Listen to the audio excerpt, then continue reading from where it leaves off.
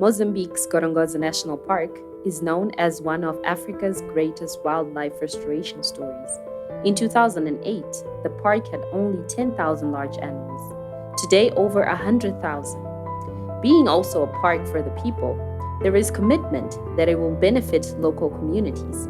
Our project covers a large geographical areas and have many individual programs, both in spheres of conservation and human development.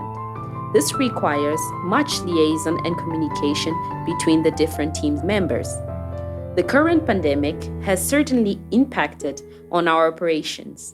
Many activities are being done remotely now, so there is a need for us to adapt to the situation.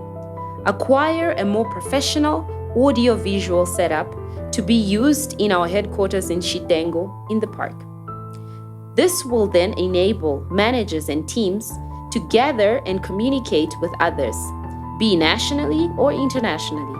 We are very thankful that Future Crunch stepped in the right time for the right reasons. This will help us a great deal, especially in times like this. We really appreciate and hope to have you here to see the impact you are making.